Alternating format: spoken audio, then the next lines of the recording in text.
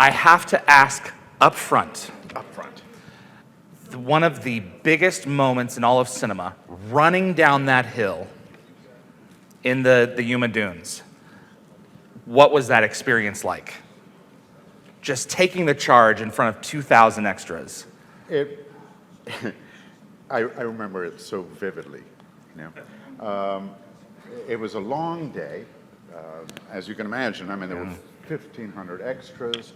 There were all these explosions that were set up to go, which is a complicated process to begin with. You know, setting them up and then sweeping the dunes of all the footsteps and footprints. You know, so that it looked pristine.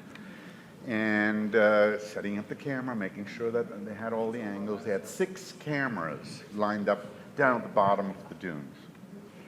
We were brought up round the back and up.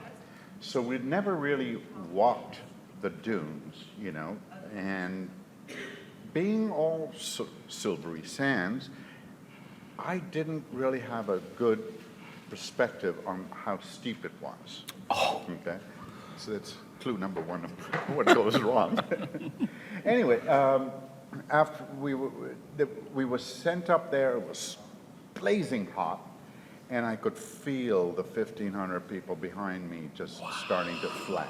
You know, it was hot, they were tired and getting cranky. So this is before take 1. How long are you all out here in the desert at this point? We were already up there about an hour and a half. Oh my. You know, so yeah, it was. In the blazing sun, no fans. No shade, no fans, no shade. no nothing, right? And so, and I knew, this is the climax of the film, I knew I needed a lot of energy from these guys, you know? And so I started Is this mic not on? around. Hello. Oh, I forgot to turn it on. Okay, no, it's all good. Hello. Check. Am I on? There we go. There Sorry, we folks. go. Hi, everyone. So you're on the dunes. We're an hour and a half. Everyone's got no shade. No They're starting shade. to flag behind you. And so I started doing like a striptease and, you know, things like that, and dancing and, you know, getting them up. They were, you know, it amused them for a few minutes, and then they got bored with that. And so I said, okay, I'm going to challenge you. And back in the day, I used to be a sprinter. You know, I could run pretty quick. Yeah.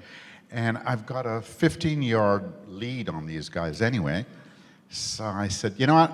I'm going to do a day's per diem to anyone who can beat me down to the bottom of the dunes. Oh, and now I had their attention, you know? And they were like, oh, I'm going to take you on, bro. I was like, you bring it, you know?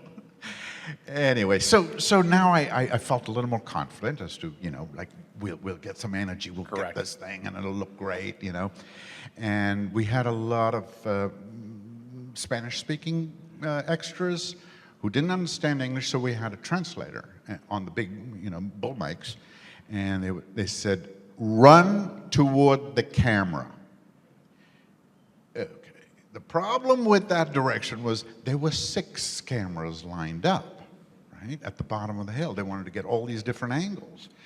But the guy only said, run toward the camera. So anyway.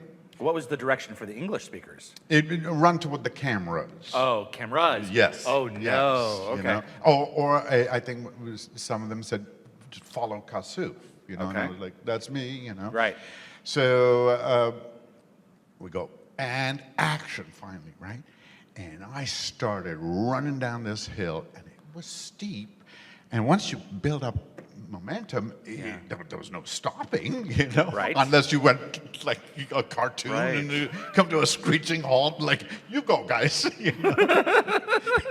So anyway, we're charging down the hill, and I'm thinking, there's something not quite right here, because none of the explosions are going off. Right, you know? because they're firing the staff blasts at you, and you've got the pyros going off in the sand, right? That we were supposed to happen.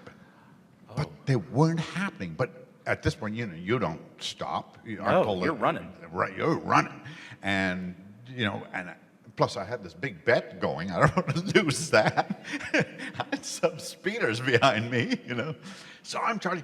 And I must say, you know, when you've got 1,500 people screaming and yelling and with all that energy. Plus, you're on a downhill slope. I was flying. I was just, going way faster than I should have been going. But there was no stopping. And we make it down the hill, and I heard all the directors going, cut, cut, cut. I was like, what went wrong? Roland says, come here, I'll show you. He shows me the playback. And it looks great, up front, and I yell, and then we start the charge, and it's all exciting. And all these guys start running, and then all of a sudden, the flanks start to peel off. Right? They're running toward the wrong camera, but it looks like they're deserting me. And then running down, I popped my hamstring. Oh, no. And by the time I got down to the thing, it was purple. The entire back of my thigh was purple. And someone went running to Dean and said, Erick popped a hamstring. Without a pause and perfect timing, Dean goes, good, he'll run slower next time. That was Dean's reaction. I'm supposed to be 85 or whatever, right? Just tearing ass down this hill. Did anyone come and ask for their per diem? I beat everyone. You beat everyone. I beat everyone. Popped hamstring and all. And they were like, oh, man, you cheated. You were way ahead. I'm like, that's right. That's the point. Yes, that's exactly. I'm the leader. And you follow me. And actually, if you look very, very closely and do a pause, I think it was my left thigh. Did they use some of that take? Yes. Yeah. And you can see, at one point my tunic flies up. I flash a little bit, but you see my the ace bandage. Yeah, if you look very closely. I did not know that. But it was such a, what an experience. I tell you, that's something that you could only experience in a movie like that, Right. Big and probably stadium. not now, Yeah, because it'll be all CG and, right. With the crowd shot with everyone there with the victory fist, and was that all the same day, or was that a different? Yes, that day? was that was that evening. I heard that they would lose extras by the multiple dozens day after day. People just wouldn't show up again because they couldn't stand the heat. And these were folks who were used to it. Right. But what was the temperature on your first day? 138.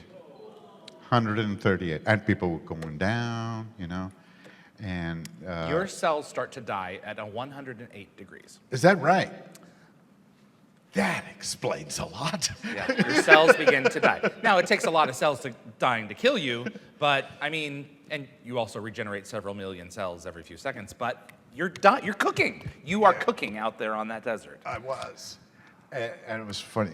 Now, being a principal, every time they yelled cut, I'd go to the tent. They had, a little swamp cooler. They'd touch up my makeup, give me some water. Da, da, da.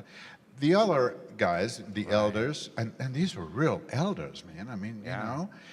They were just sitting in the sand, out in the open. And I forget on which scene it was, but I remember walking back to my one mark while they were still sitting there, and there was this older fellow. He had to be in his 80s, and he was just sitting like this, and he was just like this, in his robes and everything. And I came up to him and I said, "Man, are you okay?" I said, "I don't know how you are, because I just walked from there to here and I'm dripping in sweat." And he just said, "You move too much." That was it. I was like, you got a point. He was just so chill. That was such an amazing movie. With everyone involved was a character, Hey everyone, it's David. Hope you're enjoying the clips during the break. We will be returning in the spring. In the meantime, are you good with English? Are you one of those people who take pride in your grasp of it? Well, we have a great team over here transcribing the backed catalog of Stargate interviews and have dozens more to go. If you're interested in joining me and a small Stargate diehard community looking to preserve the stories brought to Dial the Gate into text form, then please email me at dialthegateshow@gmail.com. There's a little something in it for you, and you'll be helping to pass along the stories to future generations of fans who have yet to discover the show. Thanks so much for watching Dial the Gate.